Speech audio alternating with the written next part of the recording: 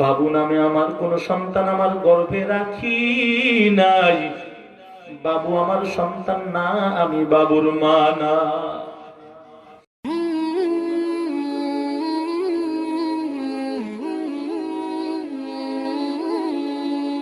سيئات أعمالنا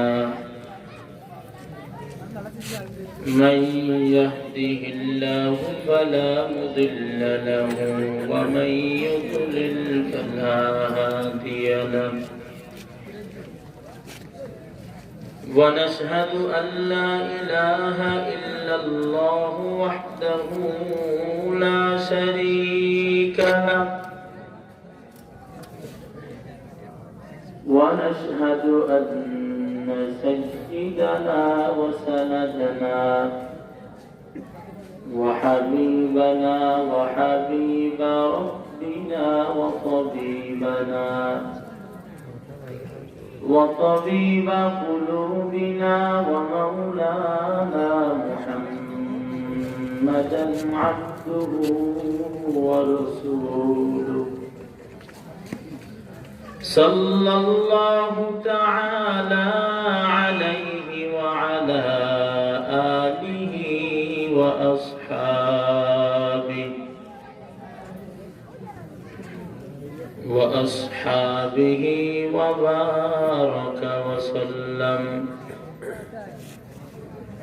وبارك وسلم تسليما كثيرا. أما بعد فأعوذ بالله من الشيطان الرجيم. بسم الله الرحمن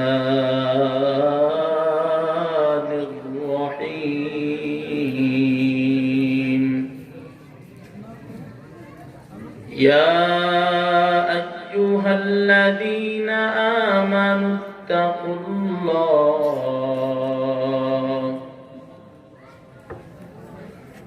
وكونوا مع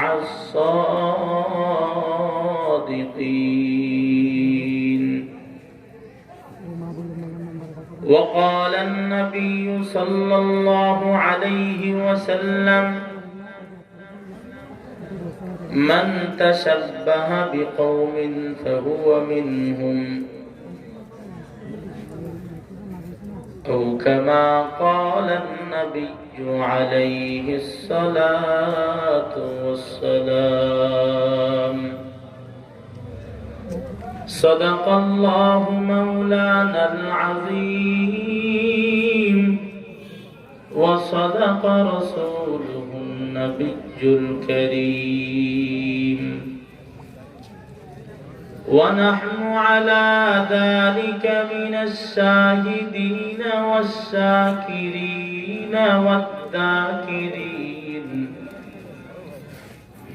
والحمد لله رب العالمين. اللهم صل على روح محمد في الأرواح،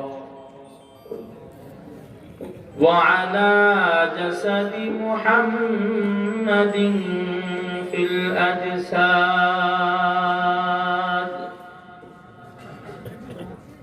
وعلى قلب محمد في القلوب، وعلى قبر محمد في القبور.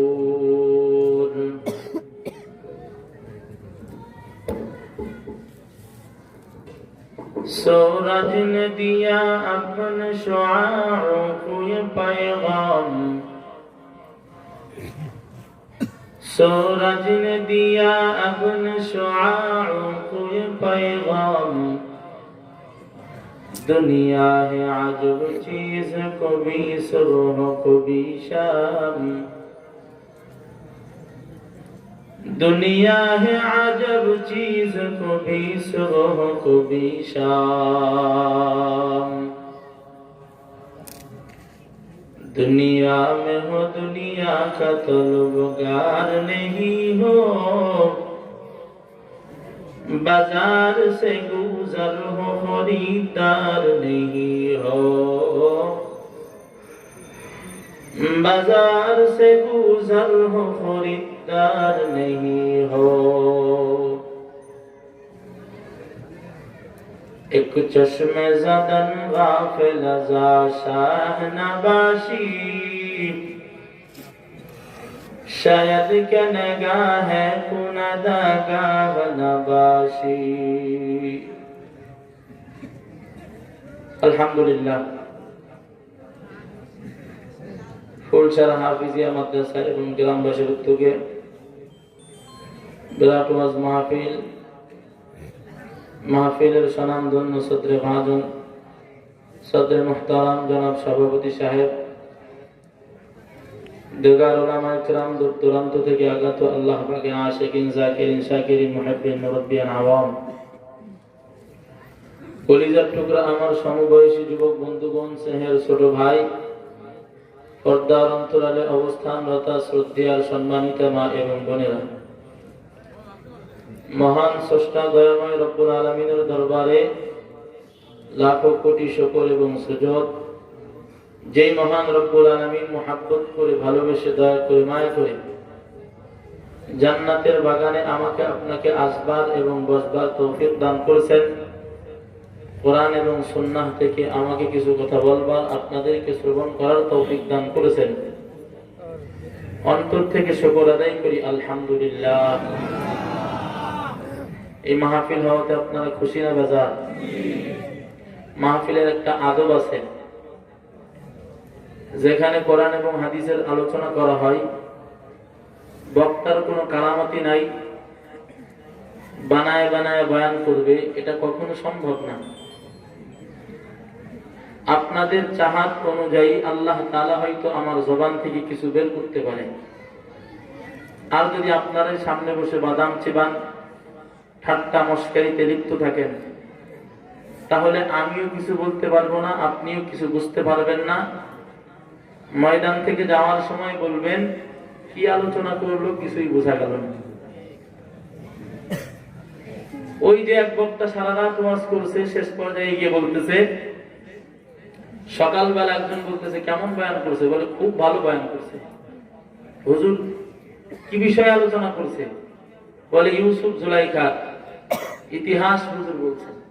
বলো তো ইউসুফ কি পুরুষ না মহিলা? আর বলতে পারে না। তো ওই রকম আমাদের আলোচনা যেন না হয়ে যায়।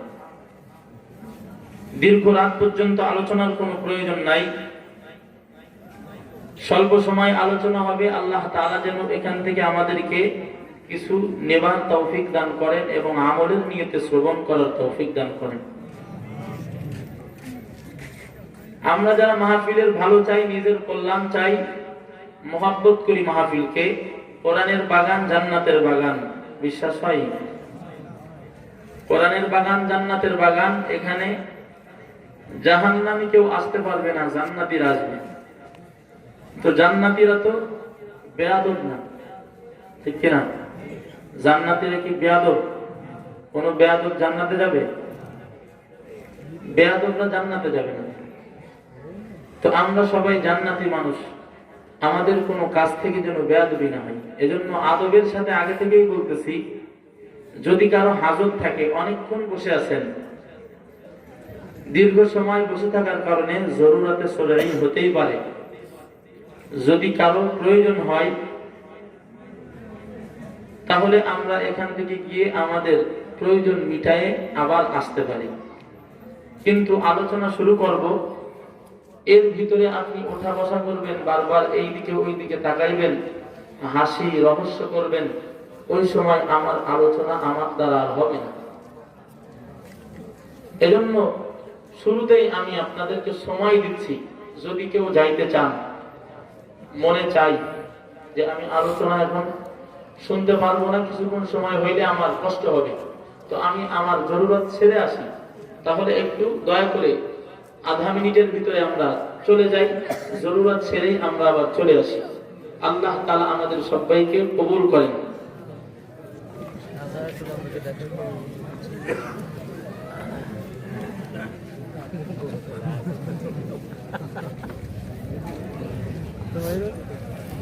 হাসতেছেন কেন আপনারা? আপনি আসছেন তাই আমি হাসছি তাই আপনারাও হাসেন। আলহামদুলিল্লাহ। আমি যদি কাঁদি আপনারাও কাঁদবেন। যাক আলহামদুলিল্লাহ। মানে উঠতে বলছি, জরুরত যে এত মানুষের ছিল তাহলে বোঝা গেল, তাই না? যদি এখন আমি না ছুটি দিতাম তাহলে এরা মাঝে মাঝে ওঠা শুরু করতো, আর একজন আলোচনার থেকে উঠাউঠি করলে ওই আলোচনা করে মজা পাওয়া যায় না। আপনি কেন উঠতেছেন এটা তো আমার জানা নাই, হয়তো আমার কমতি, আমার আলোচনার ভিতরে হয়তো আপনার কোনো ভুল ধরা পড়ছে অথবা আপনার ভালো লাগে না, এজন্য উঠতেছেন। ওই সময় মনটা ভিন্ন দিকে টানবে, আলোচনা আর হবে না। এজন্য আগে থেকেই যাদের দরকার এজন্য তাদের ছুটি দিলাম। আধা মিনিট সময় দিছিলাম ভাই, আধা মিনিট বুঝি এখনো হয় নাই, এখনো উঠতেছেন। وَإِذَا قُرِئَ الْقُرْآنُ فَاسْتَمِعُوا لَهُ وَأَنصِتُوا। মুরব্বি বলতেছেন সবাই চলে যাচ্ছে।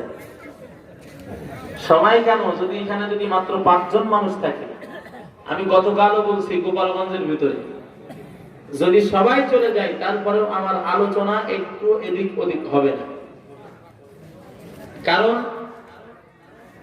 অপাত্রে কিছু দিয়ে লাভ নাই।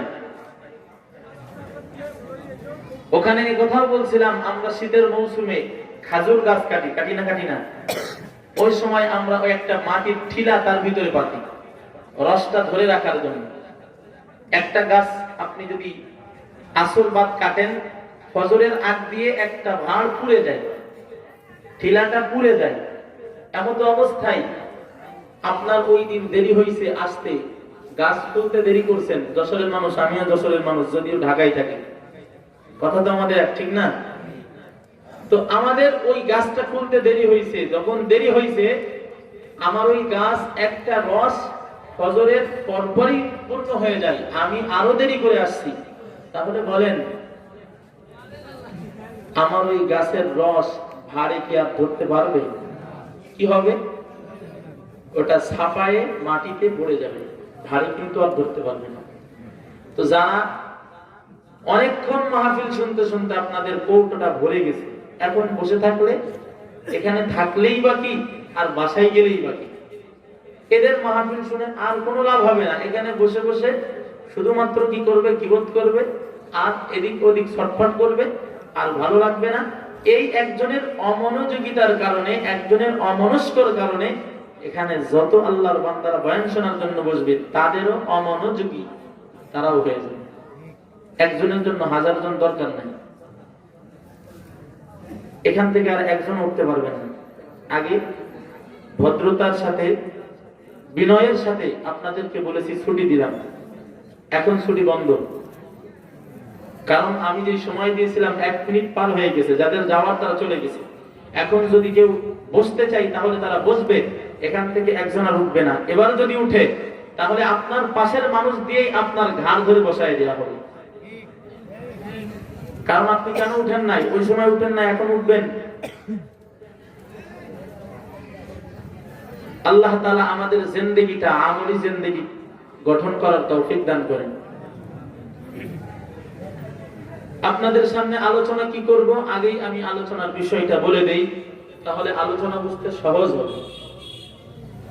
আমি আলোচনা করার শুরুতেই যেই বিষয়ে আলোচনা করতে চাই ওই বিষয়টা আগে খোলাসা করার চেষ্টা করি। যদি না করা হয় তাহলে আমার আলোচনা থেকে কিছুই বুঝতে পারবেন না, কিছু নিতে পারবেন না। আলোচনার শুরুতেই আমি কোরআনের আয়াত তেলাওয়াত করেছি, ইয়া আইয়ুহাল্লাযীনা আমানুত্তাকুল্লাহ। আল্লাহ তাআলা ঈমানদারদেরকে ডাক দিয়ে বলতেছেন, হে ঈমানদার বান্দা বান্দী, ইত্তাকুল্লাহ, আমি আল্লাহকে ভয় করো। ওয়া কুনু মা'আস সাদিকিন, আল্লাহকে ভয় করার সাথে সাথেই বললেন, যারা সত্যবাদী তাদের সাথী হয়ে যাও, তাদের সাথে চলাফেরা করো, তাদের সাথে মহাব্বত করো। কেন? সত্যবাদীরাই হলো নাজাতপ্রাপ্ত দল। পয়গম্বর আরবি সাল্লাল্লাহু আলাইহি ওয়াসাল্লাম হাদিসের মধ্যে বলেন, মান তাশাব্বাহা বিকওমিন ফাহুয়া মিনহুম। অন্য হাদিসের ভিতরে আছে, এই দৌড়াদৌড়ি কেন বলে?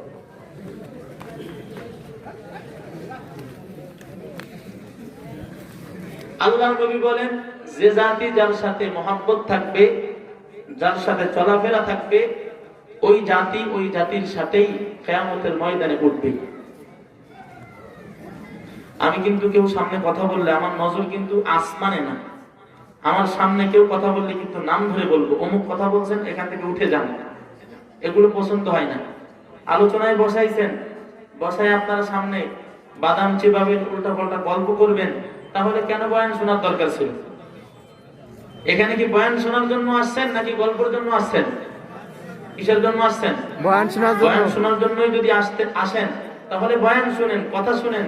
আর যদি গল্প করার জন্য আসেন তাহলে তো চায়ের দোকান আছে, ওখানে গিয়ে বসে গল্প করেন, সমস্যা কোথায়?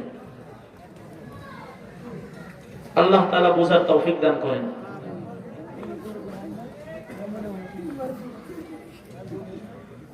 আল্লাহ তাআলা এখান থেকে বুঝাইলেন, ইমানদার বান্দা বান্দীদেরকে আদেশ করলেন, তোমরা আল্লাহকে ভয় করো। এক নম্বরে কি আদেশ করলেন? আল্লাহকে ভয় করো। দুই নম্বরে কি বললেন? যারা সত্যবাদী তাদের সাথী হয়ে যাও। তাদের সাথী হইলে কি হবে? বলে তাদের সাথেই জান্নাতে চলে যাবে। তাহলে আমরা যদি জান্নাতে যাইতে চাই কাদের সাথী হইতে হবে আর কাকে ভয় করতে হবে? ইয়া আইয়ুহাল্লাযীনা আমানু তাকুল্লাহ, ইয়া আইয়ুহাল্লাযীনা আমানু তাকুল্লাহ ওয়া কুনু মা'আস সাদিকিন। সাউন্ড কি আছে? তাহলে দাও না কেন?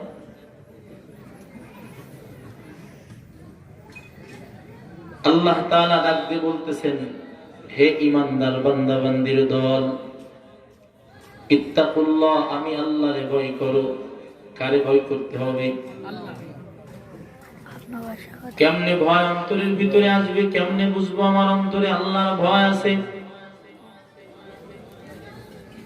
আমার অন্তরে যে আল্লাহর ভয় আছে এইটা আমি কেমনে বুঝবো? আল্লাহ তাআলা তার মাপকাঠিও জানায় দিলেন। আল্লাহ পরের আয়াতের ভিতরে আবার জানাইয়া দিলেন, পরের মিসরার ভিতরে আয়াতের শেষের অংশে আল্লাহ বললেন, কুনু মা'আস সাদিকিন। যারা আমি আল্লাহরে ভয় করবে, ভয় করার মাপকাঠি কি হবে? আমি আল্লাহ যেই আদেশ দিলাম আদেশকে মানবে, আমি আল্লাহ যেই নিষেধ করলাম নিষেধকে ছাড়িয়া দিবে। আমি আল্লাহ তার উপরে যেই বিধান দিলাম বিধানকে পালন করবে। আমি আল্লাহ যেই বিধান তার থেকে উঠাইয়া নিয়েছি, তার থেকে নিষেধ করেছি, ওই বিধান ছেড়ে দিবে। আল্লাহ তাআলা ডাকতে বলতেছেন, রে গোলাম, আমি আল্লাহর ভয় অন্তরের ভিতরে ঢুকাও। আমি আল্লাহর ভয় অন্তরে ঢুকাইলে কি হবে? জবান দ্বারা মিথ্যা বলা সম্ভব নাকি? আওয়াজ দিয়ে বলেন। আল্লাহর ভয় অন্তরে যার ভিতরে ঢুকে যাবে ওই বান্দা মিথ্যা বলতে পারে নাকি? ওই বান্দা আল্লাহর ভয় যার অন্তরে ঢুকবে হারাম মাল মুখের ভিতরে দিতে পারে নাকি? আল্লাহর ভয় যার অন্তরের ভিতরে থাকবে ইসলামের বাহিরে কোনো কাজ সে করতে পারে নাকি? ইসলামের বাহিরে কোনো কাজ করতে পারে না। ইসলামের বাহিরে তার কোনো কাজ হইতে পারে না। আল্লাহর যে ভয় করবে, আল্লাহর মহাব্বত যার ভিতরে থাকবে, আল্লাহর ওই আযাবের ভয় যার অন্তরের ভিতরে থাকবে, ওই বান্দা কখনোই গুনাহের কাজের দিকে যাইতে পারে না। আল্লাহর ভয় করা মানে আল্লাহর আযাবের ভয় করা, আল্লাহর যেই আদেশ আছে আদেশকে মান্য করা। আল্লাহর ভয় করা মানে গুনাহের থেকে নিজেকে বাঁচায় রাখা, জাহান্নামের আযাবের কথা স্মরণ করা, কবরের কথা স্মরণ করা। হে আল্লাহর বান্দা, এই দুনিয়ার ভিতরে আজ আসো, এমনও হইতে পারে আগামীকাল ফজরের নামাজের পর এলাম হইতে পারে ফুলশাইরা গ্রামের ভিতরে আব্দুর রহমান নাই, আব্দুল করিমের জানাজার জন্য তৈরি হয়, জানাজার জন্য উপস্থিত হয়ে যায় মাদ্রাসার ময়দানে। কখন কার মৃত্যু আসে কেউ জানে না, মৃত্যু কার দরওয়াজায় কখন আসবে এটা কেউ বলতে পারে না। আল্লাহ তাআলা বলেন, দুনিয়ার ভিতরে 5টা জিনিস দুনিয়ার কোনো মানুষের কাছে নাই, এর ভিতর থেকে একটা জ্ঞান হলো মৃত্যু কার কোথায় লেখা আছে। ওয়ামা তাদরি নাফসুম মাযা তাকসিবু গাদা ওয়ামা তাদরি নাফসুম বিআইয়ি আরদিন তামুত। আল্লাহর বান্দা কেউ জানে না, কেউ বলতে পারে না কার মৃত্যু কোথায় হবে। আমার মৃত্যু বাংলার জমিনে হবে নাকি আমেরিকায় হবে, আমার মৃত্যু লন্ডনে হবে নাকি মালয়েশিয়ার ভিতরে হবে, জাহাজের ভিতরে হবে নাকি প্লেনের ভিতরে হবে, নাকি মাহফিলের ময়দানে হবে নাকি মসজিদের ভিতরে হবে নাকি মন্দিরের ভিতরে হবে, এইটা জানেন একমাত্র কে? একমাত্র আল্লাহ ছাড়া কেউ বলতে পারে না কার মৃত্যু কখন হবে। যদি জানতো তাহলে আর নির্বাচনে দাঁড়াইতো না, ঠিক কিনা? এই যে আমাদের চৌগাছাই সোহরাব হোসেন নির্বাচনে দাঁড়াইছিল, আশা নিয়ে দাঁড়াইছিল মেয়র হবে, ঠিক কিনা? সব পোস্টারিং সব কিছু করা শেষ আছে নাকি? নির্বাচন করছে না? করছে। তার ওই স্থানে নির্বাচনে বসানো হয়েছে কারে? আরেকজনকে। সে কিন্তু আর নাই। সে যদি জানতো আমি বাঁচবো না থাকবো না, তাহলে এত টাকা খরচ করে নির্বাচনে আর না। এজন্য মৃত্যুর গ্যারান্টি আমার আপনার কাছে কারো কাছে নাই। কেউ বলতে পারি না কার মৃত্যু কোথায় আছে, আমি কেউ বলতে পারি না ভাই। আমার আপনার মৃত্যু যখন আসবে, দলের লিডার পরিচয় দিলে ছাড়বে না। দুনিয়ার পুলিশের কাছে যাইয়া যদি টাকা দাও ওই সময় ছাড়তে পারে, কিন্তু আল্লাহ ওই ফেরেশতারা এমন 1 টাকা ঘুষ দিয়া 1 টাকা তুমি তারে দিয়া বলানোর কোন সুযোগ ওই দুনিয়ার কোন মানুষের নাই, আছে নাকি? এজন্য আল্লাহ তাআলা ডাকতে বললেন, ইয়া আইয়ুহাল্লাযীনা আমানু, এর ঈমানদারের দল, ইত্তাকুল্লাহ, আমি আল্লাহরে ভয় কর। কেমন ভয় করবি? হাক্কা তুকাতিহি, ভয় করার মতন ভয় কর। ওয়ালা তামুতুন্না ইল্লা ওয়া আনতুম মুসলিমুন, আর খবরদার খবরদার মুসলমান না হইয়া ওই কবরের দেশে কেউ আসিস না। আল্লাহ তাআলা আয়াতের ভিতরে ডাক দিয়ে বলতেছেন, রে মুমিন, আমি আল্লাহরে ভয় কর, সত্যবাদীদের সাথী হও, সত্যবাদীদের সাথী হও। নবী ডাক দিয়ে বলতেছে, যার সাথে থাকবি দুনিয়া থেকে বিদায় নেওয়ার পরে কিয়ামতের ময়দানে আল্লাহ তাআলা বলবেন, ইয়াউমা নাদউ কুল্লু উনাসিম বিইমামিহিম, ইয়াউমা নাদউ কুল্লু উনাসিম বিইমামিহিম। প্রত্যেক দলনেতার সাথে সাথে তার শাগরেদদেরকেও ডাকা হবে, আয় তুই ওই বান্দার পিছনে ছিলি, তার ডানে ছিলি, তার বামে ছিলি, তার মহব্বত তোর অন্তরের ভিতরে ছিল, তুই ওই বান্দার সাথে আজকে এই লাইনের ভিতরে দাঁড়াইয়া যা। বিচার হবে আজকে, বিচার।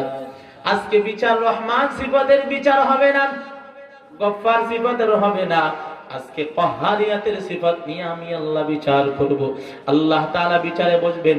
আবার দুনিয়ার মানুষদেরকে ডাকতে বলতেছেন, দুনিয়ার মানুষ, দুনিয়ার ভিতরে যেই যারে মহব্বত করো না কেন, স্বার্থ ছাড়া দুনিয়ার কোন মানুষ রে ভালোবাসে না। বাসে নাকি? স্বার্থ ছাড়া মা সন্তানকে ভালোবাসে না। হয়তো কথাটা নিতে কষ্ট হইতে পারে, পরে বলতেছি। স্বার্থ ছাড়া ভাই ভাইরে মহাব্বত করে না। স্বার্থের আঘাত লাগলেই বন্ধু বন্ধুর পর হয়ে যায়, আছে না নাই? আল্লাহর বান্দা বাস্তব ওয়াকিয়া বলতেছি, একজন নির্বাচন করার জন্য দাঁড়াইছে, এন্টি গ্রুপ ডাকতে বলতেছে, তোর এই বন্ধুর এন্টি তুই যদি দাঁড়াইতে পারো, নির্বাচনের যত খরচ আছে তোর পাস করানোর জন্য যা লাগে সব খরচ বহন করব আমরা তোর জন্য। ঠিক আছে, লোভ নাই কার ভিতরে? এমন বন্ধু কলিজা দিয়ে মহাব্বত করে, ভালোবাসে। কলিজার বন্ধু মহাব্বত, এত মহাব্বত একজন আরেকজনের ছাড়া থাকতে পারে না। যখন এন্টি গ্রুপ থেকে আওয়াজ আসলো, তোমারে আমাদের পক্ষ থেকে নির্বাচনে দান করানো হবে, বিনিময়ে কি করবা? বিনিময়ে তোমারে একটা কাজ করতে হবে, বন্ধুরে নিজের হাতেই হত্যা করতে হবে। আল্লাহর বান্দা দুনিয়ার হাইসিয়াতের দুনিয়ার দিকে তাকাইয়া দেখেন, বন্ধু বন্ধুর হাতে হত্যা হয়েছে না হয় নাই? দেখছেন না দেখেন নাই? বন্ধুর হাতে বন্ধুর হত্যা হইল, অথচ ওই বন্ধু বন্ধুরে কত মহাব্বত করতো, কত ভালোবাসতো। একজন আর একজনের ছাড়া বাঁচত না। নিজে একজোড়া জুতা কিনছে, বন্ধুর জন্য জুতা কিনে আনছে। পরে বন্ধু, কি ব্যাপার, আমার জন্য কেন কিনলি? বলে, ডাক দে বন্ধু আমার, তোরে যে আমার জীবনের চাইতেও মহাব্বত করি, ভালোবাসি, যার কারণে নিজের জন্য কিনলে তোর কথাও মনে পড়ে যায়, তোর জন্য না কিনে থাকতে পারি না।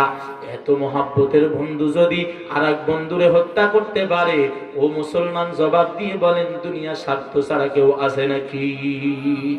দুনিয়ার মহাব্বত স্বার্থের মহাব্বত। এরে আল্লাহর বান্দা, আল্লাহর নবী ডাকতে বলতেছেন, উম্মত আমি নবীরে মহাব্বত কর। আমি তোরে কেমন মহাব্বত করি জানো? আমি তোরে এমন মহাব্বত করি যেই মহাব্বত তোর মাই করে না, তোর বাবা করে না, তোর বন্ধু করে না, তোর ভাই করে না, তোর দলনেতাও করে না। আমি তোরে যেই মহাব্বত করি, কারণ আমি তোর জন্য পাগল, তুই আমি নবীর উম্মত। নবীর সেই থেকে কেউ এমন মহাব্বতকারী আছে নাকি?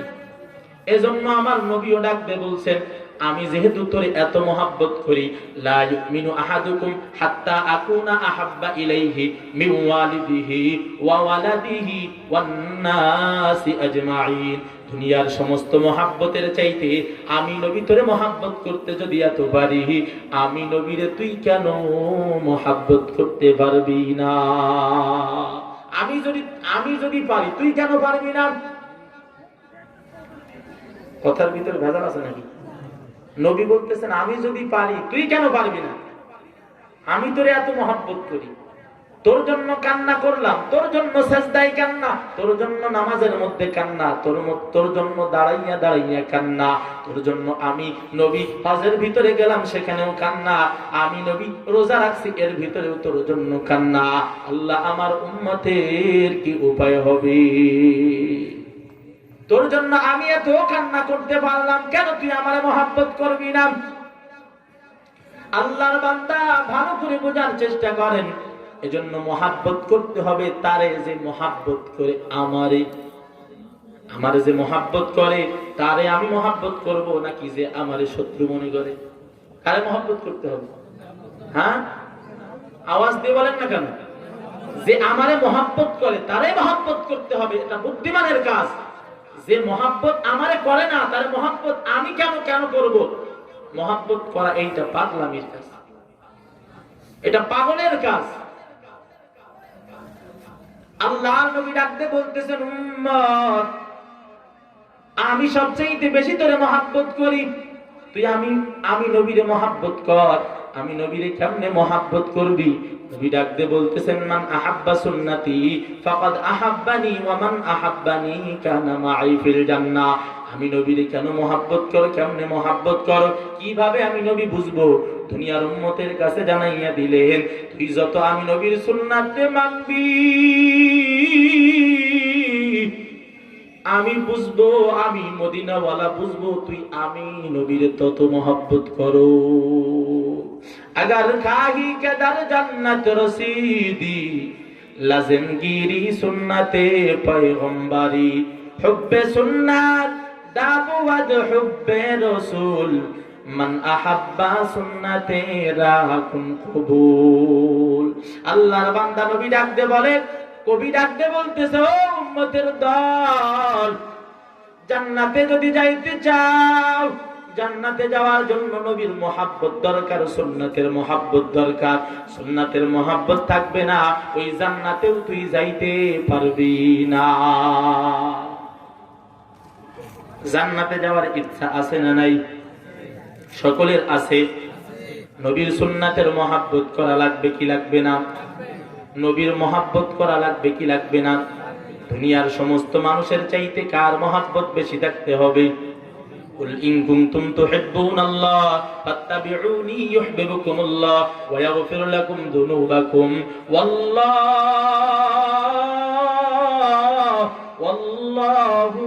غفور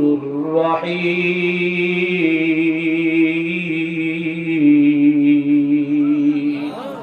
আল্লাহ তাআলা ডাকতে বলতেছেন, উম্মত, ও বান্দা, ও নবীর উম্মত, আমি আল্লাহর ভালোবাসা যদি পাইতে চাও, নবীর মহাব্বত কর। আমার নবীর মহাব্বত যদি পাইয়া যাও, নবীর মহাব্বত যদি করতে পারো, নবীর ভালোবাসা যদি পাইতে পারো, আমি আল্লাহর ভালোবাসাও তুমি পাইয়া যাবা। আমি আল্লাহর ভালোবাসা যদি পাও, আমি আল্লাহ তোমারে জানাইয়া দিলাম, ওয়ায়াগফিরু লাকুম যুনুবাকুম, জীবনের সব গুনাহ আমি আল্লাহ তোরে মাফ করে দিব। এরে আল্লাহর বান্দা, নবীর মহাব্বত কেমনে করেছেন সাহাবায়ে কেরাম? কেমন সাহাবায়ে কেরাম কেমন মহাব্বত করেছেন? বন্ধু বানাইতে হবে কাদেরকে? হ্যাঁ, কাদেরকে মহাব্বত করতে হবে, কাদেরকে বন্ধু বানাতে হবে? সত্যবাদীদেরকে। সত্যবাদী কে ছিলেন? হযরতে আবু বকর, ঠিক কিনা? হযরতে উমর, হযরতে উসমান, হযরতে আলী, এনারা ছিলেন সত্যবাদী, ঠিক কিনা? এনাদের মতন সত্যবাদী কেউ নাই। আল্লাহ নবী বলেছেন, এই সাহাবায়ে কেরামকে যারা মহাব্বত করবি, তারা কেমন যেন আমি নবীরই মহাব্বত করলি। আল্লাহ আল্লাহ ফি আসহাবি লা তাত্তাখিযুহুম গারদাম মিন বাদি ফামান আহাব্বাহুম ফাবিহুব্বি আহাব্বাহুম ওয়া মান আবগাদাহুম ফাবিবুগদি আবগাদাহুম। যারা সাহাবায়ে কেরামের মহাব্বত করবি না, তারা জানিয়া রাখ, আমি নবীর মহাব্বত তোরা পাইবি না। যারা সাহাবায়ে কেরামের সাথে দুশমনি করবি, আমি নবীর সাথেই কেমন যেন দুশমনি করলি। আবু বকর রাদিয়াল্লাহু তাআলা আনহুরে নবী বন্ধু মানছিলেন কি মানেন নাই? নবী যদি সত্যবাদীদেরকে গ্রহণ করতে গিয়ে আবু বকরকে বন্ধু মানতে পারে, আল্লাহর বান্দা তুমি কেন আবু বকরের বন্ধু মানতে পারবে না? আবু বকর কেমন নবীর আশিক, আবু বকর নবীর কেমন আশিক ছিল। উকবা ইবনে, একজন বেঈমান। এই উকবা, আল্লাহর নবী নামাজের ভিতরে নামাজ পড়তেছে। আল্লাহর নবী নামাজের মধ্যে যখন দাঁড়াইছেন, নামাজের মধ্যে দাঁড়ানোর পর নবী কিবলার দিকে নামাজ পড়তেছেন, পিছন দিক থেকে দৌড়ায় আসছে। বেঈমান দৌড়ায় আসার পরে নিজের হাতের ভিতরে গামছা ছিল, নবীর গলার ভিতরে পেঁচাইয়া নবীর দুনিয়ার থেকে বিদায় করার জন্য চাপ দেওয়া শুরু করলো। দূর থেকে দেখতেছে হযরতে সিদ্দিক আকবর আবু বকর। আবু বকর নবীর গলার ভিতরে ফাঁসি দেয়া দেখিয়া দৌড়ায় আর দৌড়ায় আর দৌড়াইয়া আসিয়া ডাকতে বলে, আতাকতুলুনা রাজুলান আইয়াকুলা রাব্বি আল্লাহ। তোমরা কি এই ব্যক্তিরে এই জন্য হত্যা করবা? আল্লাহর দিকে ডাকে, এক আল্লাহর দাওয়াত দেয়, নিজের দিকে ডাকে না, নিজের ইবাদত করতে বলে না, আল্লাহর ইবাদতের জন্য ডাকে, এক আল্লাহকে সাক্ষ্য দেয়। এই কারণে কি তোমরা তারে হত্যা করবা? এই কথা বলার পরে একজন ডাক দিয়ে বলতেছে, এ কে? বলে কুহাফার ছেলে আবু বকর। বলে এও তো শুনলাম পাগল হয়েছে, এও তো পাগল হয়ে গেছে। কেমন? বলে এ তো মুহাম্মাদের কথাই বিশ্বাস করে, মুহাম্মদ যখন যেইটা বলে তখন সেইটা মানে। মুহাম্মদ বলে হজ, এখন সে মেরাজ থেকে আসছে, তার কাছে বলছি, সে বলে হ্যাঁ, নবী যদি বলে থাকে এইটা সত্য। এও পাগল, মুহাম্মদও পাগল, এইটাও পাগল। এইটারেও মার, ওইটারেও মার, দুইটারে মারা শুরু কর। বেঈমানের দল মারতে মারতে মারতে মারতে আবু বকরের জ্ঞান হারাইয়া গেল, হুঁশ হারাইয়া গেল, সারা শরীর রক্তে ভিজা। এরপরে আবু বকর ডাকতে বলতেছে, নবী কোথায়? আমার নবী কই? আমার নবী কেমন আছে? আমি আবু বকর যদি মরিয়াও যাই, আমার নবী যেন দুনিয়ার থেকে বিদায় না হয়। আল্লাহর বান্দা, এই আবু বকর কেমন মহব্বত করেছেন, নবীরে কেমন মহব্বত করেছেন আবু বকর। আল্লাহর নবী ডাকতে বলতেছেন, যারা আবু বকররে মহব্বত করবি, আমি নবী তারা মহব্বত করলি। যারা আবু বকরের দুশমনি করলি, আবু বকরের সাথে যারা বদগুমানি করলি, তারা খারাপ আচরণ করলি, আমি নবীর সাথে কেমন যেন খারাপ আচরণ করলি। আমি নবীর যারা মহব্বত করো, আবু বকরেরও মহব্বত করো, কারণ আবু বকর হলো আমার হিজরতের সাথী, আমার কষ্টের দিনের সাথী হলো আবু বকর। আবু বকর হলো নবীর কষ্টের সাথী। আল্লাহর নবী জানায় দিলেন, ও আবু বকর, আল্লাহ তাআলা জানাইছেন মক্কা ছাড়িয়া মদিনা দেশে হিজরত করতে হবে। এই মক্কাতে আর থাকা যাবে না, মদিনার দেশে হিজরত করতে হবে। আর এই হিজরতের সাথী হবা তুমি আবু বকর। আবু বকর নবীর কেমন আশিক। আবু বকররে বলার সঙ্গে সঙ্গে যেই দিন নবী বলছেন, ওই দিন থেকে আবু বকর বিছানায় পিঠ লাগাই না। হঠাৎ করে নবী আমার একদিন আবু বকরের গেটের পাশে আসিয়া আস্তে করে দাওয়াত দেয়, আস্তে করে ডাক দেয়, আবু বকর। শুধুমাত্র নামটা উচ্চারণ করছে, মুহাম্মদ আরবির কণ্ঠের পাগল ছিল আবু বকর।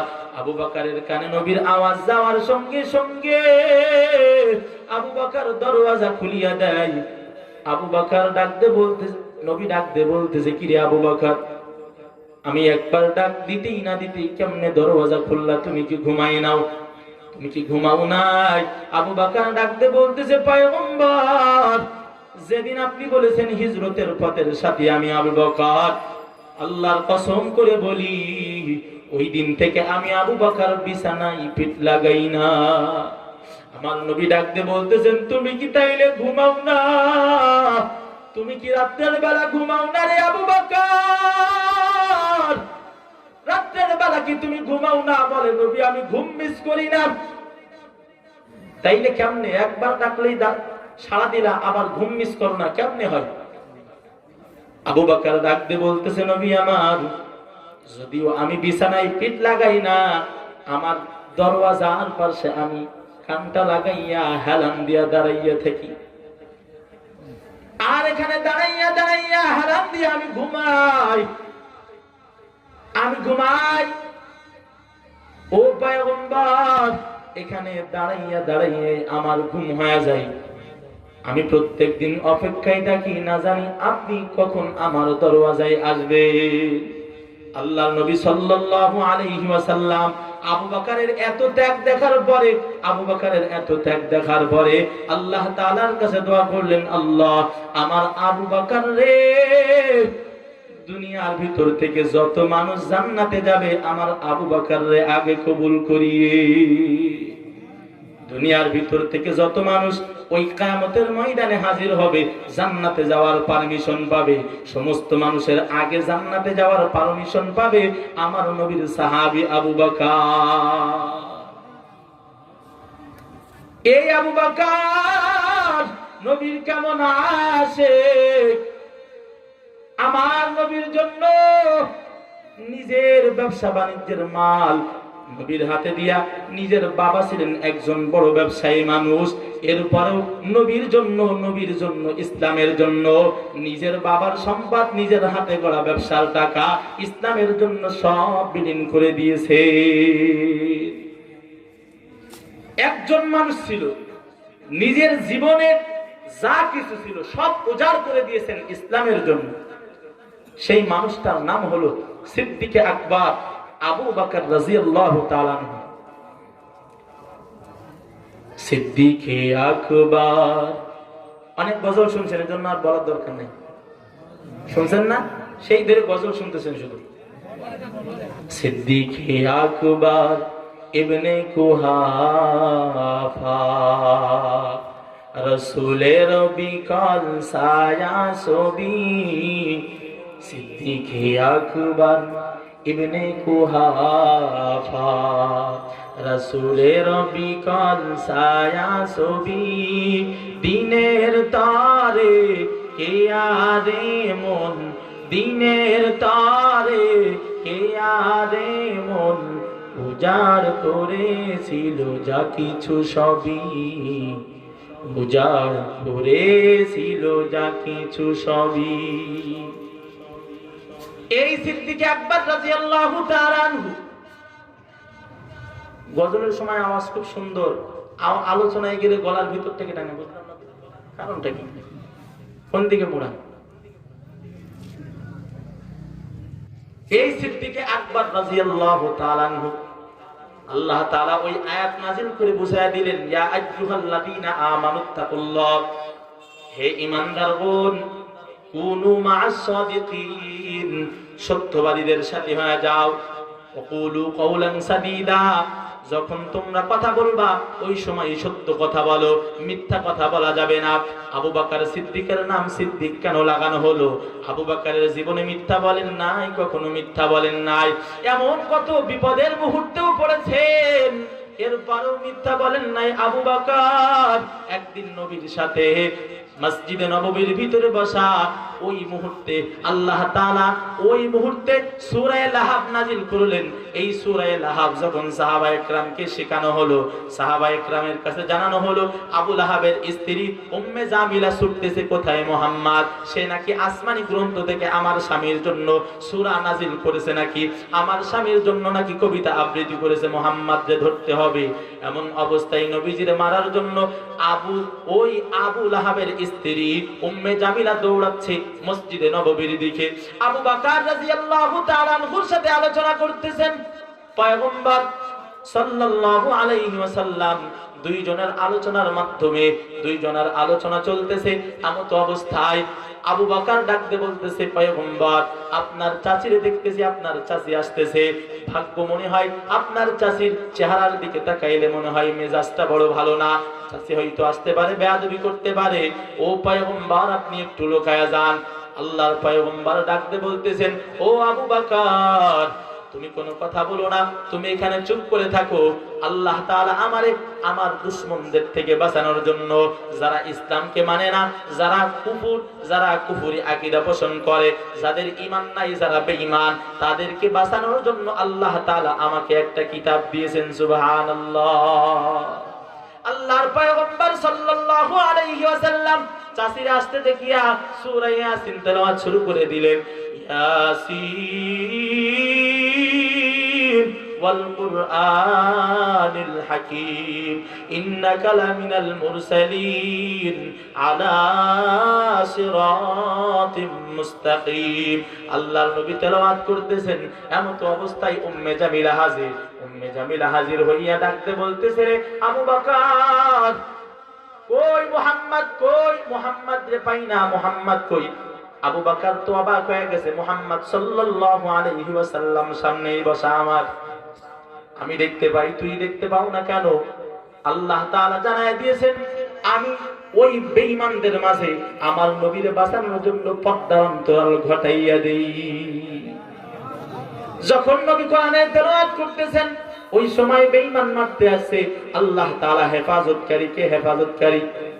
ওয়াল্লাহু খায়রুন হাফিযাও ওয়া হুয়া আরহামুর রাহিমিন।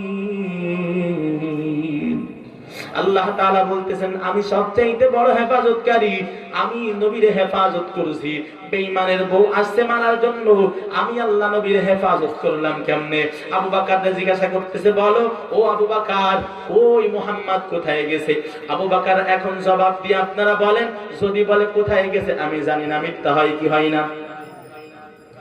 আবু বকর যদি বলে মুহাম্মদ রে আমি দেখি নাই, মিথ্যা হয় কি হয় না? আবার যদি বলে আমার সামনে মুহাম্মদ বসা, পিটা খাই কি খাই না? বলে হাতে যেই লাঠিটা আছে ওই লাঠি দিয়ে মুহাম্মদ সাল্লাল্লাহু আলাইহি ওয়াসাল্লামকে মারার পরিবর্তে আমি আবু বকরকে পিটানো শুরু করবে কেন? বলে সে তো দেখে না, তার চোখ তো সেই চোখ না, সে তো দেখতে পাই না। বলবে আমার সাথে মিথ্যা বলতেছো, তুমি একজন সিদ্দিক মানুষ। আবু বকর কেমন হিকমত কাটাইয়া জবাব দেয়, ডাক দিয়ে বলে, ও উম্মে জামিলা, মুহাম্মদ সাল্লাল্লাহু আলাইহি ওয়াসাল্লামের তো আমার দরকার না, দরকার তোমার, তুমি খুঁজে নাও। মিথ্যা বলছেন নাকি? সাহাবায়ে কেরাম মিথ্যা বলেন নাই। আল্লাহ তাআলা ডাক দিয়ে বললেন, ওই যারা সত্যবাদী, যারা মিথ্যা জীবনে বলে নাই, তাদের সাথী তোমরা হও, তাদের সাথে ওঠা বসা করো, তাদের সাথে মহব্বতটা লাগাও, তাহলে ওই তারাও জান্নাতে যাবে। আমি আল্লাহ মান তাসাব্বাহা বিকওমিন ফাহুয়া মিনহুম, তাদের মহব্বত করার কারণে, তাদের সাথে চলাফেরা করার কারণে আমি আল্লাহ তাদের সাথে তোরে জান্নাতের ভিতরে ঢুকাইয়া দিব। আগেই বলেছিলাম সত্যবাদীদের সাথী হতে বললেন। এই আবু বকরের এত আল্লাহর কাছে দাম, আল্লাহ তাআলা ডাইরেক্ট আবু বকরকে সালাম দিয়েছেন। সুবহানাল্লাহ। আবু বকরকে একদিন ওমর বলতেছেন, ভাই আমার সারা জীবনের আমল নিয়ে যাও, মাত্র 3টা দিনের আমল আমারে দিয়ে দাও। বলে কোন 3 দিনের আমল? বলে তোমার হিজরতের 3 দিনের আমল আমারে দাও, আর আমার সব সারা জীবনের আমল তুমি নিয়ে চলে যাও। আবু বকর সিদ্দিক ডাক দিয়ে বলতেছে, ও ভাই, ও উমর, এই 3 দিনের আমল যদি আমি তোমারে দিয়ে দেই, আমার জীবনে তেমন আমল করতে পারি নাই যেই আমল দ্বারা আমি জান্নাতে যাইতে পারবো। ওই 3 দিনের পুঁজি যদি আমি ছাড়িয়া দেই, তাহলে আমার জান্নাতে যাওয়া সম্ভব না। এই আল্লাহর বান্দা, তারা যদি জান্নাতের জন্য এত মেহনত করতে পারে, তারা যদি নবীর এত মহব্বত করতে পারে, নবীর যদি সাথী হওয়ার জন্য পাগল হইতে পারে, নবীর সাথে জান্নাতে থাকার জন্য এত পাগল হইতে পারে, আল্লাহর নবীর জন্য যদি এত পাগল হইতে পারে, ও আল্লাহর বান্দা, তুমি আমি কেন পারবো না? কেন তুমি আমি কেন পারবো না? আল্লাহর বান্দা, শুরুতেই বলেছিলাম সকলে আমাদের মহব্বত করে। কেমন মহব্বত? সকলে আমাদের স্বার্থের জন্য মহব্বত করে। মা বাবাও কিন্তু স্বার্থ ছাড়া ভালোবাসে না, মা বাবাও আমাদেরকে মহব্বত করে স্বার্থের জন্য, কিন্তু একজন আমাদেরকে মহব্বত করে স্বার্থ বিনা স্বার্থে, সেইটা হলেন আমার আপনার পয়গম্বর। এমনি বিনা স্বার্থে মহব্বত করে আল্লাহ তাআলার হাবিব, আমাদেরকে বিনা স্বার্থে মহব্বত করে। সব সময় দুনিয়াতে থাকতেও আমাদের মুক্তির জন্য কান্না করেছেন, এখনো কবরে গেছেন, কবরে যাওয়ার পরেও আল্লাহর কাছে সব সময় বলতেছে, রব্বি হাবলি ইয়া উম্মতি, সব সময় বলতেছেন। এরে আল্লাহর বান্দা, এ যুবক ভাই, পর্দার অন্তরালের মা, এ বৃদ্ধ বাবা, ভালো করে শুনেন, মা বাবা আপন না, মা বাবা আপন না। বিপদে যখন পড়েন, ওই সময় মা বাবাও আমাদেরকে পর করে দেয়, আছে না নাই? আমি মনে হয় এই ইতিহাস এদিকেও বলছি। আল্লাহর বান্দা, আমি নিজের চোখে দেখছি, সাতক্ষীরার একটা সন্তান নাম হলো বাবু। এই বাবু যখন পুলিশের হাতে ধরা পড়লো, পুলিশে তার নামে মামলা দিল। একজন জঙ্গি, এই জঙ্গি বলে তারে যখন জেলে চালান করলো, 6 মাস তারে 6 মাস বন্দি করে রাখলো। অন্ধকার কারাগারের ভিতরে রাখার পর এদিকে ওদিকে ঘুরাইতে 13 মাস পরে জেলে চালান করতেছে। জেলে চালান করার সময় তার নামে একটা মামলা দিল, মামলাটার নাম হলো জঙ্গি মামলা। ও আল্লাহর বান্দা, একটু ভালো করে বুঝে শুনে বলেন, বাংলাদেশের ভিতরে এখন সবচেয়ে বড় মামলার নাম কি? জঙ্গিবাদী। এই জঙ্গিবাদীর মামলা যদি দেয়া হয়, আত্মীয় স্বজন যারা হবে বলবে, যদি কেউ পরিচয় দেয় বলবে এইটাও জঙ্গি, আছে না নাই? যদি কেউ পরিচয় দাও বলবে এইটাও জঙ্গি, কারণ জঙ্গির আত্মীয়। এই আল্লাহর বান্দা সাতক্ষীরার ওই সন্তান ডাকতে বলতেছেন, হুজুর আমার অবস্থা এমন হইল, আমার মারে হাজির করা হলো কোর্টের ভিতরে, বাবারেও হাজির করে দেওয়া হলো। বাবারে ডাকতে বলা হলো, বলো বাবু নামের সন্তান কি তোমার? পরিচয় দিচ্ছে তুমি তার বাবা।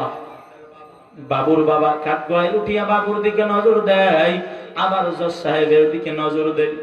এখন যদি আমি বলি বাবু আমার সন্তান, আর জজ সাহেব যদি জানিয়া যায় বাবু আমার সন্তান, তাহলে ওই সন্তানের বাবা হওয়ার কারণে আমারও জেল হইতে পারে। বাবা নিজের বাঁচানোর জন্য ডাকতে বলতেছে, জজ সাহেব বাবু নামের কোন সন্তান আমি বাবার নাই। বাবু ডাকতে বলতেছে, হুজুর ওই সময় অন্তরের ভিতরেও কষ্ট উপায় নাই, দুঃখ লাগে নাই। আমার মারে হাজির করা হলো, মা কাঠগড়ার ভিতরে হাজির। মার দিকে লক্ষ্য করে আমার দিকে তাকানো হলো, আর বলে, ও বাবুর মা। বাবু দাবি করতেছে নাকি আপনি তার মা, আপনি তার 10 মাস 10 দিন গর্ভ ধারণ করেছেন। এখন আপনি বলেন বাবুর কথা কি সত্য নাকি মিথ্যা? বাবু কি আপনার সত্যি সন্তান নাকি এমনি মিথ্যা বলতেছে? কোনটা আপনি বলেন? বাবু ডাকতে বলতেছে, হুজুর আল্লাহ রাব্বুল আলামিন কোরআনের ভিতরে যে আয়াতে কারিমা নাযিল করে জানাইছেন, ইয়াউমা ইয়াফিরুল মার'উ মিন আখিহি ওয়া উম্মিহি ওয়া আবিহি ওয়া সাহিবাতিহি ওয়া বানিহি। দুনিয়ার কেউ তোমার আপন থাকবে না। ভাই ভাইয়ের থেকে পালাবে, বন্ধু বন্ধুর থেকে পালাবে, স্ত্রী স্বামীর থেকে পালাবে, কেউ কারো পরিচয় দিবে না। কেউ একজন যদি সাক্ষাৎ হয়ে যায়, যদি ডাকতে বলে স্বামী, স্ত্রীরা ডাকতে বলে ওই স্ত্রী, আমি আজকে একটা নেকির জন্য আল্লাহর জান্নাতে যাইতে পারতেছি না, যদি তুমি আমারে একটা নেকি দিতা আল্লাহর জান্নাতে যাইতে পারতাম, আল্লাহর জান্নাতে আমি যাইতে পারতাম, মেহমান হইতে পারতাম, একটা আমল দিবা নাকি? ওই সময় স্ত্রী ডাকতে বলবে, দুনিয়ার ভিতরে আমার তো জীবনে বিবাহই হয় নাই, তুমি আমার কেমনে স্বামী হইলা? আমার তো জীবনে বিবাহ হয় নাই, কেমনে তুমি স্বামী দাবি করো? একটা নেকির জন্য স্ত্রী স্বামীর থেকে পলাবে। সন্তানের সাথে সাক্ষাৎ হবে, মা সাক্ষাৎ, মা ডাকতে বলবে, সন্তান 10 মাস 10 দিন ধরে গর্ভধারণ করেছি, নিজের বুকের দুধ ধরে আমি খাওয়াইছি, শীতের রাতে তুই প্রস্রাব করেছিস রে সন্তান, ওই শীতের জায়গায় আমি মা তোরে শুয়াই নাই, ওই শীতের ওই বিছানার ভিতরে আমি মা ঘুমাইছি, তোরে আমি ভালো স্থান দিয়েছি, শীতের জায়গা, শীতের রাত্রের ভিতরে ওই ভিজা জায়গার ভিতরে আমি মা নিজে ঘুমাইয়া তোরে শুকনার ভিতরে শুয়াইছি, কারণ তোর ঠান্ডা লাগতে পারে, তুই দুর্বল। আল্লাহর বান্দা এমন ডাকতে বলবে, শুধু তাই না, ওরে সন্তান আমি মা নিজের জন্য কিছু খাই নাই, নিজের জন্য কিছু জুটাই নাই, তুই বাহিরে থাকছো, তুই ঢাকায় থাকছো, তুই সৌদি থাকছো, আল্লাহর বান্দা ও সন্তান তোর জন্য আমি মা ভালো কিছু পাকাই নাই, জবানের ভিতরে দেই নাই। কারণ কি রে সন্তান, আমি মা যখন ভালো খাবার সামনে হাজির করছি, ওই সময় তোর স্মৃতি আমার ভিতরে জেগে উঠছে, আমি মা ওই গালের ভিতরে ওইটা উঠাইতে পারি নাই, তুই আমার কলিজা ছেড়া ধর। আজকে আমি মা বড় বিপদে পড়ছি, একটা নেকি দিয়ে আমার সাহায্য কর, আমি জান্নাতে যাইতে চাই। এমন আওয়াজ পাওয়ার পর সন্তান ডাকতে বলবে, না না, আমি দুনিয়ায় তো কোন মায়ের পেটে জন্মগ্রহণ করি নাই, কোন মা আমার ছিল না, আমার কোন মা দুনিয়াতে ছিল না। একটা নেকির জন্য মা ওই সন্তানকে হারায়া ফেলবে, সন্তান মায়ের থেকে বলাইবে। এই আল্লাহর বান্দা শুধু তাই না, বাবার সাথে সন্তানের সাক্ষাৎ হবে, সন্তান বাবার সামনাসামনি যখন হবে, একটা নেকির জন্য বাবা সন্তানকে বলবে, ও সন্তান দুনিয়ার ভিতরে তোর জন্য আমি শীতের রাত্রে ঘুমাই নাই। কত মানুষ সকালবেলা ঘুমাইছে, কত মানুষ শীতের রাত, সারা রাত শীতের রাত, এই রাত্রের ভিতরে ঘুমাইয়া লেপ কম্বল গরম করছে। ওই ফজরের সময় আমি বাবা অনেকেই ওই লেপের ভিতরে, কম্বলের ভিতরে, ওই গরম কম্বলের ভিতর থেকে পা উঠাই নাই, ঘুমায়া থাকছে। তোর মাও উঠে নাই, তোর মাও ঘুমায় থাকছে। একটু রৌদ্র উঠুক, এরপরে আমি জাগবো, এরপরে উঠানের কাজ করব, ঘরের কাজ করব। কিন্তু আমি বাবা তোর জন্য কত কষ্ট করছি, তোর মাও এত করে নাই। আমি বাবার মতন এত কষ্ট তোর কেউ করে নাই, তোর জন্য এত পাগল কেউ ছিল না। তুই রাত্রের গভীরে যখন কান্নার আওয়াজ,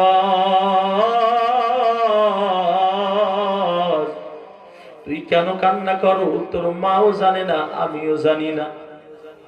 তোরে আমার বুকের ভিতরে নিয়ে দৌড়াইছি কত ডাক্তারের দোকানে, কত ডাক্তারের কাছে দৌড়াইছি, কত ঘরে, কত ফার্মেসির ভিতরে দৌড়াইছি। আমার সন্তানের কি হইল? এই সন্তান তোর জন্য আমি শুধু কত পাগল ছিলাম এর বিবরণ তুই একটু নে। সবাই ঘুমাইছে, আমি বাবা নাঙ্গল জোয়াল নিয়া ওই জমিনের ভিতরে শীতের দিনেও আমি বাবা তোর জন্য, তোর জবানের ভিতরে খাবার তোলার জন্য, তোরে ভালো রাখার জন্য, তোরে ভালো সাজে সাজানোর জন্য আমি বাবা শীতকেও মানি নাই, আমি বাবা শীতকেও আমার জন্য কিছু মনে করি নাই। আমি বাবার গায়ে একটা জামা নাই, আমি বাবা একটা ভালো পোশাক পরি নাই, আমি বাবার গায়ে ছেঁড়া জামা। ঈদের দিন তুই সন্তান, মানুষের সন্তান ভালো জামা গাই দিবে, আর তুই তাদের দিকে তাকাইয়া তাকাইয়া দেখবি ও সন্তান আমারও দিন গিয়েছে যেই দিনে ঈদের আগে আমার কোনো কাজ চলে নাই, রিক্সাও চালাইতে পারি নাই, আমারে কেউ ওই মাঠের খেতেও নাই নাই, মাঠের কাজের ভিতরেও নাই নাই, আমার টাকা পয়সা নাই, খাবারও জোটে নাই। কিন্তু ঈদের দিন, ঈদের আগের দিন তাকাইয়া দেখছি তোর চেহারার দিকে নজর করছি। পাশের বাড়ির আব্দুর রহমানের সন্তান, আব্দুল করিমের সন্তানের গায়ের ভিতরে নতুন জামা, নতুন জামা নিয়ে আসছে বাবা। বাচ্চাদের গায়ে জামা দেখিয়া ওই বাচ্চারা আরেকজন বাচ্চার কাছে দৌড়াই, বাবা আমার জন্য জামা নিয়ে আসছে, আমার বাবা আমার জন্য এইটা নিয়ে আসছে, আমার বাবা আমার জন্য এইটা করছে, সেইটা করছে। এই আল্লাহর বান্দা, ওই সন্তান আমি নজর করে দেখছি, তুই ওই সন্তানের দিকে তাকাইয়া তোর মায়ের কাছে দৌড়াইছিস আর বলেছিস আমার বাবা কি আমার একটা জামা কিনে দিবে না। তোর মা আমারে বলছে তোর মা তোর ওই জামা দেয় নাই। আমি বাবা আমার কাজও চলে নাই, এরপরেও দেখ তোর জন্য কেমন পাগল ছিলাম। নিজের গায়ে জামা নাই, নিজের পেটের ভিতরে ভাত নাই, নিজের কাজ চলে না, এরপরেও আমি বাবা তোর জন্য কত পাগল ছিলাম। সন্তান একটু হিসাব মিলাইয়া দেখ, আমি বাবা তোর জন্য কেমন পাগল ছিলাম। আমি বাবা হসপিটালে দৌড়াইছি, ওখান থেকে নিজের গায়ের রক্ত বিক্রি করছি। আমি যখন তোর জন্য জামা নিয়ে ঘরের ভিতরে হাজির, তোর মা আমারে ডাক দিয়ে বলতে, স্বামী আমার, তোমার তো কাজ চলে না, তোমার তো ক্ষেত খামার বন্ধ, অফিস বন্ধ, সবকিছু বন্ধ, তোমার তো আয় রোজগার নাই, এমনকি পেটের ভিতরে খাবারও দিতে পারো না, কিন্তু তুমি এই জামা থেকে নিয়ে আসলা, কেমনে নিয়ে আসলা, চুরি করছো নাকি? আমি ওই সময় তোর মারে ডাক দিয়ে বলেছি, রে স্ত্রী আমার, আমি বাবা ওই ছোট্ট সন্তানের দিকে আমি যখন তাকাইলাম, আমার কলিজাটারে বানাইতে আমি বাবা পারি নাই। সকলের সন্তানের গায়ে ঈদের দিন নতুন জামা, আমার সন্তান নতুন জামা পরবে না, এইটা হইতে পারে না। বাবা সন্তানকে কেমন মহব্বত করে রে যুবক, যাদের মা বাবা দুনিয়াতে আছে, মা বাবার মহব্বত কর, মা বাবারে ভালোবাস, মা বাবার ভালোবাসলে আমার আল্লাহর ভালোবাসা পাইবি। তাদেরই খুশিতে যে আল্লাহর সন্তোষ, তাদেরই রাগে তেরা হয় যাওয়া সন্তোষ। খোদারি রহম তারা এ ধারার বরকত, খোদারি রহম তারা এ ধারার বরকত। ও গো মা তুমি এই ধরনের শ্রেষ্ঠ নেয়ামত, তোমারই পাদ তলে রয়েছে জান্নাত।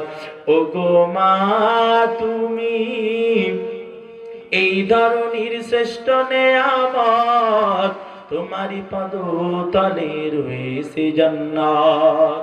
এই পৃথিবী থাকতো গোকুল পাখিহীন, এই পৃথিবী থাকতো গো মায়া মোহহীন, এই পৃথিবী থাকতো গোকুল পাখিহীন, এই পৃথিবী থাকতো গো মায়া মোহহীন, যদি না পেত তোমার মায়ারি হাত, যদি না পেত তোমার মায়ারি হাত।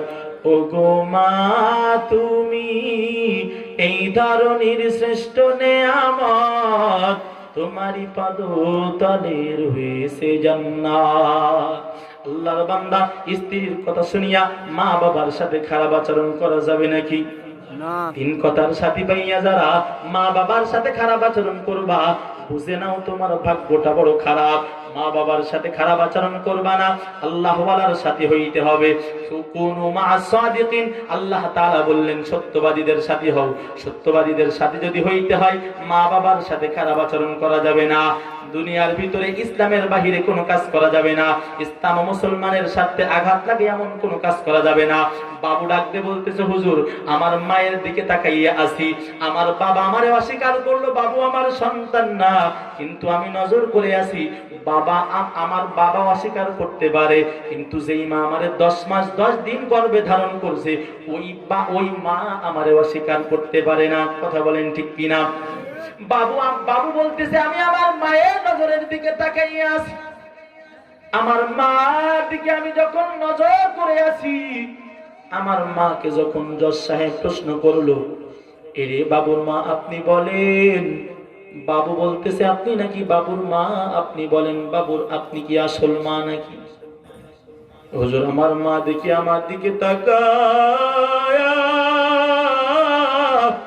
মায়ের 2 চোখের পানি ছেড়ে দেয়, মায়ের 2 চোখের পানি ছেড়ে ছেড়ে আমার দিকে তাকাইয়া আছে।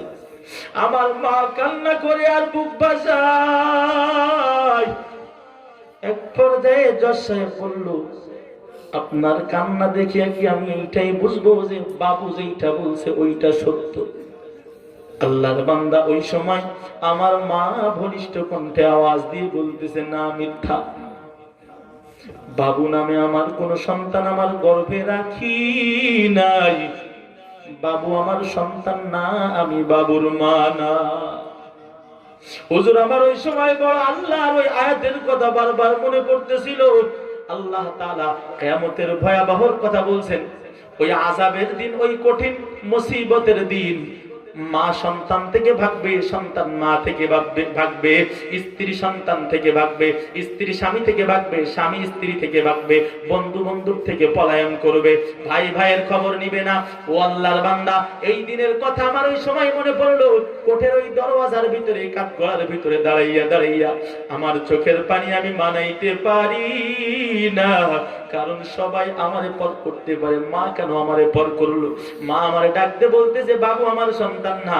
হুজুর ওই সময় বোঝা হয়ে গেছে, দুনিয়ার একটা জজের সামনে যদি ওই দুনিয়ার আযাবের ভয়ে, দুনিয়ার আদালতের শাস্তির ভয়ে যদি আমার মা আমি বাবুরে ভুলে যাইতে পারে, বাবা আমি বাবুরে ভুলে যাইতে পারে, ওই কিয়ামতের কঠিন মুসিবতের দিন আমার পয়গম্বর, ওই পয়গম্বর আমারে আপনারে ভুলবেন না। ওই দিনও আমার আল্লাহর কাছে সেজদায় পড়ে যাইবেন, আল্লাহর পয়গম্বর সেজদায় পড়ে কান্না করবেন। এক পর্যায়ে আল্লাহ তাআলা ডাকতে বলবেন, ও পয়গম্বর আপনার মাথা আজকে উঠান। ছোট্টবেলায় আপনার বাবা ছিল না, আপনি দুনিয়াতে আসার পরে মা আপনার দুনিয়ার থেকে বিদায়।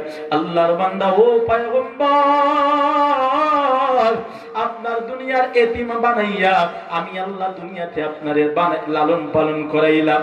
ও আল্লাহর পয়গম্বর আপনি দুনিয়াতে কম কষ্ট করেন নাই, তাইফের জমিনে দাওয়াত দিতে গেছেন, ওই তাইফের বেঈমানেরা দুষ্টু পোলাপানরে আপনার জন্য লালাইয়া দিছে।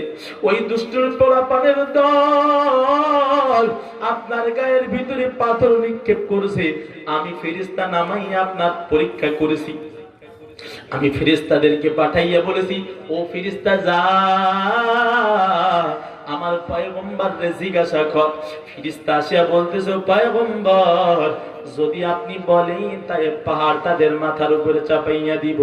আল্লাহর পয়গম্বর ডাক দিয়ে বলতেছে, ফেরেশতারা না না, আমি নবী এই জন্য তো আসি নাই, আমি নবী তো আসি আমার পথ ভোলা উম্মতরে জান্নাতে নেয়ার জন্য। আজকে তারা আমারে না চিনিয়া, না বুঝিয়া, না বুঝতে পারিয়া আমারে পাগল বলিয়া পাথর মারিয়া রক্তাক্ত করলো। আমি আল্লাহর কাছে এখন দোয়া করব, রে মালিক, ও আল্লাহ, আমার এই কষ্টের জন্য আমি একটুও কষ্ট নিলাম না, রক্তাক্ত শরীর নিয়ে দোয়া করতেছি। আল্লাহ তারা হয়তো চিনে নাই, আল্লাহ হয়তো তাদের ঘরে এমন সন্তান আসতে পারে, তারা হয়তো আমি নবীর কথা শুনবে, এই ইতিহাস শুনবে, চোখের পানি ছেড়ে কান্না করবে। ও আল্লাহ, আপনার আযাব দিয়ে ধ্বংস করিয়েন না, আপনার আযাব দিয়ে আমার উম্মতদেরকে ধ্বংস করেন না। আল্লাহর বান্দা, ওই নবী আমার আপনার জন্য কেমন পাগল বোঝানোর জন্য এতক্ষণ বলতেছিলাম। যেই নবী আমাদের জন্য এত পাগল, ওই নবীর জন্য পাগল হইতে রাজি আছি। কারা কারা হাত তুলে দেখায় দেন।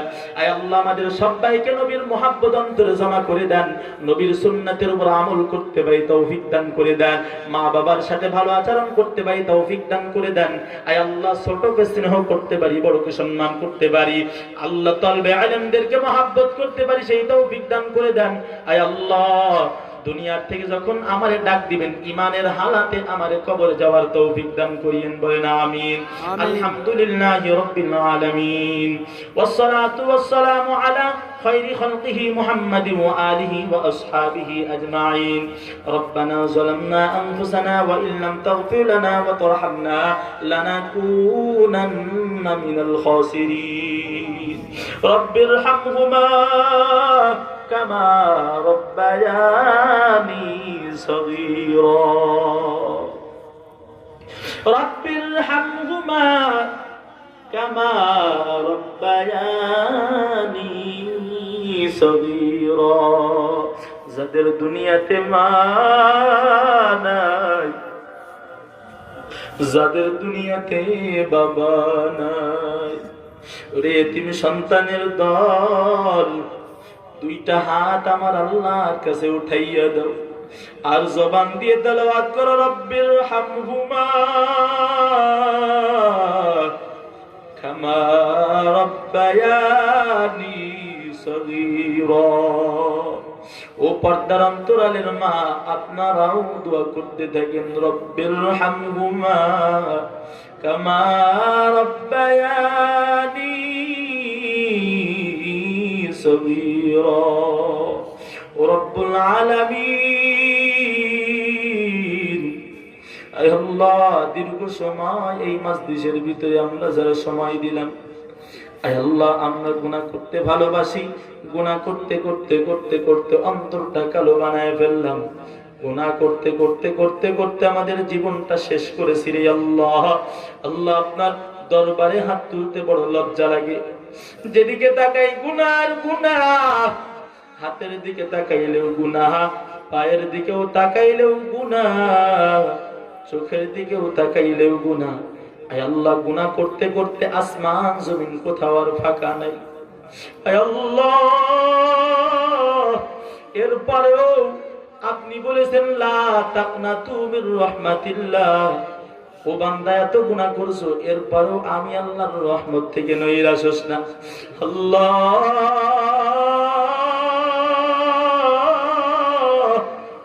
আপনার কথা মোতাবেক নৈরাশ হই নাই, গুনার বোঝা মাথায় নিয়ে আপনার কুদরতি দরবারে হাত তুলেছি রে আল্লাহ। ও আল্লাহ, আমরা গুনাহ করতে ভালোবাসি, আর আপনি ক্ষমা করতে ভালোবাসেন। আল্লাহ, আপনি আমাদের গুনার দিকে না তাকাইয়া রহমতের দিকে তাকাইয়া আপনি আমাদের তামাম জিন্দেগির গুনাহগুলো মাফ করে দেন। আল্লাহ, আমরা জেনে বুঝে না জেনে, দিনে রাত্রে, প্রকাশ্যে অপ্রকাশ্যে, আল্লাহ, ছোট বড়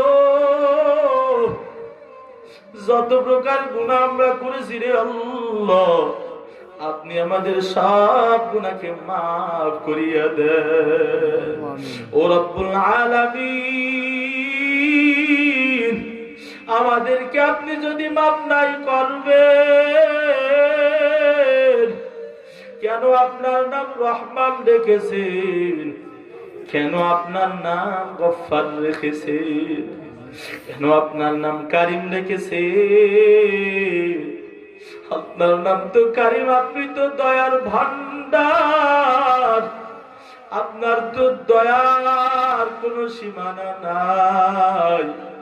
আয় আল্লাহ, আপনার নাম কেন রহমান রেখেছেন?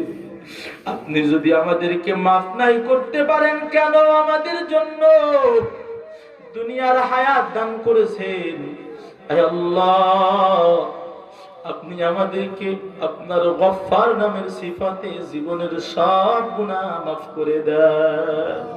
আয় আল্লাহ, যারা হাত তুলে আমিন আমিন করতেছে, আয় আল্লাহ, কত নাফরমানকেও তো আপনি মাফ করেছেন, ক্ষমা করেছেন। অনেকে হাত তুলে আমিন আমিন করতেছে, আয় আল্লাহ, সকলের নেক মাকাসিদগুলো আপনি পুরা করে দেন, দ্বীনের জন্য কবুল করে নেন, জীবনের সমস্ত গুনাহকে মাফ করে দেন। জানি না কার মা নাই, ও আল্লাহ, জানি না কার বাবা নাই, মা হারাইয়া বাবা হারাইয়া আপনার দরবারে হাত তুলেছেন। হে আল্লাহ, ওই মা বাবার কবরের হালাত আমিও জানি না, আমার ভাইরাও জানি না, ওই কবরের অবস্থা যে কেমন আল্লাহ একমাত্র জানেন আপনি। আল্লাহ, ওই কবরের হালাত আমরা জানি না। আয় আল্লাহ, আমাদের মা বাবা যদি ভুল করিয়া থাকে, যদি আযাবে গ্রেফতার হইয়া থাকে, আজকের মাহফিলের মাজলিস থেকে আমরা দোয়া করতেছি, আমাদের মা বাবাকে আপনি ক্ষমা করিয়া তাদের কবরকে জান্নাতের বাগান বানাইয়া দেন। আয় আল্লাহ, আজকে আমাদের দোয়াকে কবুল আর মঞ্জুর করে নেন। আল্লাহ, আমাদের মা বাবার জন্য আমরা দোয়া করলাম, আমাদের দোয়াকে আপনি খালি ফিরাইয়া দিয়েন না। আল্লাহ, এতিম সন্তানের হাতকে ফিরাইয়া দিয়েন না, এতিমের হাতকে আপনি কবুল আর মঞ্জুর করে নেন। ও রব্বুল আলামিন, আয় আল্লাহ, এখানে যারা হাত তুললাম, জানি না এখানেকার নিকটতম আত্মীয় স্বজন, ভাই বেড়াদার, বন্ধু বান্ধব, পাড়া পড়শি, নানা নানি, দাদা দাদি, খালা ফুফু, শ্বশুর শাশুড়ি দুনিয়ার থেকে বিদায় নিয়ে চলে গেছে। যারা দুনিয়ার থেকে বিদায় নিয়েছেন, কবরকে জান্নাতের বাগান বানাইয়া দেন। দুনিয়ার ভিতরে যারা হায়াতে বেঁচে আছেন, সকলকে হায়াতে তজ্জবা সিহাতে কুল্লিয়া দান করে দেন। আমাদের মা বাবা যারা